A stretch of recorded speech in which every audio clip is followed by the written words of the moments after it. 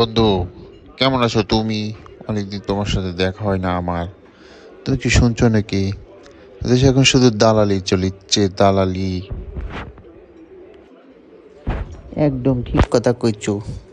এখন সব দালালি চলিচ্ছে দেশে। ক্রিকেট অঙ্গনেতে দালালি দালালি পুরো ম্যাক্স, সব ম্যাক্স। ক্রিকেটার মিঠুন, ও তো দালালি প্রো ম্যাক্স।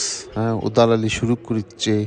নাজমুল স্যারের মতন একজন ভালো মানুষ বিদায় করার ঘন্টা বাজাচ্ছে, কিন্তু জনগণ তোর পুটকিতে বাঁশ ভরি দিবিনি। তুমি একদম ঠিক কথা কইছো বন্ধু। এগুলো হচ্ছে দালাল, দালাল, দালাল প্রো ম্যাক্স। দেশের ক্রিকেট অঙ্গন শুধু চেনে টাকা, ক্রিকেটাররা চেনে শুধু টাকা। এরা সুন্দর করে বন্ধু ক্রিকেট খেলে না, বুঝছো? এদের বয়কট, বয়কট, বয়কট। বন্ধু, এরা কিন্তু একটা ট্রফিও আনতে পারে নাই, বুঝছো? এদের কিন্তু বয়কট করা লাগবে, বুঝছো? এদের দ্বারা আমরা আর ক্রিকেট খেলা দেখবার নয়, বুঝছো বন্ধু? ঠিক বন্ধু, ঠিক ঠিক। নাজমুল সারাটা উচিত কথা কইচ্ছে, এদের গায়ে লাগিচ্ছে। এই চামচার দল আবার সংবাদ সম্মেলন করে নাজমুল সারের ওপর খেপিচ্ছে। দেশের জনগণ স্যারের সাথে আছে। যেগুলো আন্দোলন করিচ্ছে একদম বাঁশ ভরি দেওয়া হবে, বাঁশ বাঁশ। বন্ধু, এই তামিম দালালের জন্যই তো এগুলো হয়েছে, বুঝছো? তামিম তো একমাত্র দালাল।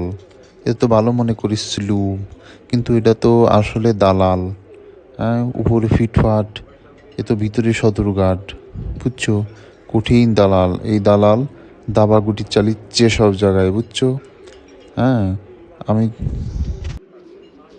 বন্ধু উপদেটা বন্ধু উপদেষ্টা আসিফ মাহমুদ ওরে যে বিসিবি থেকে লাথি মেরে ফুটবল খেলার মতন শট দিয়ে বাইর করিচ্ছে, এটা কিন্তু ঠিক করিচ্ছে, বুঝছো? ও আসলে গুরিঙ্গিবাজ, ও আসলে কঠিন একটা দালাল। যাই হোক বন্ধু, জনগণ নাজমুল স্যারের সাথে আছে, বুঝছো? নাজমুল স্যারের কিছু হবি না। দরকার হলে শাহবাগে কঠিন আন্দোলন হবি, কঠিন আন্দোলন হবি। হাজার হাজার লক্ষ লক্ষ মানুষ জড়ো হবি। তারপরে এই দালালগুলোর বিরুদ্ধে ব্যবস্থা নিয়ে হবি।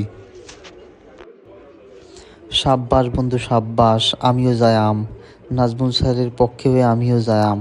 কেন? ক্রিকেট বাঁচান লাগবি। এই দালালরা কি শুরু করিচ্ছে, বুঝছো? এই দালালরা থাকলে তো আমাদের ক্রিকেট অঙ্গন ভালো হবার নয়। হ্যাঁ, আমরা চাই সুন্দরভাবে ক্রিকেট খেলো তোমরা। কোটি কোটি টাকা তোমাদের বেতন দিচ্ছে কি দালালি করার জন্যে? বন্ধু, তুমি তো মনের কথা কইছু।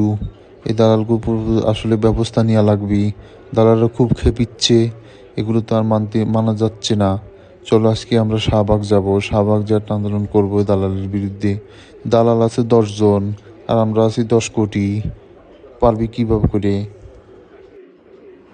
বন্ধু তুমি ঠিক কইছু। আমাদের ক্রিকেট অঙ্গন যদি বাঁচান লাগে তাই করমু, কিন্তু এই দালালকে পিঠের চামড়া তুলে নিব। এসবগুলো দালাল, দালাল।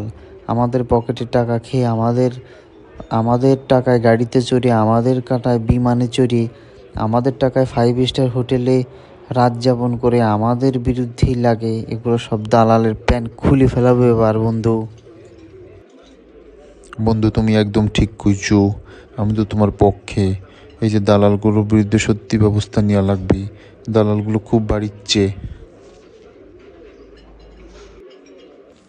কথা বন্ধু একটাই, নাজমুল স্যারের কিছু হলে জ্বলবে আগুন ঘরে ঘরে।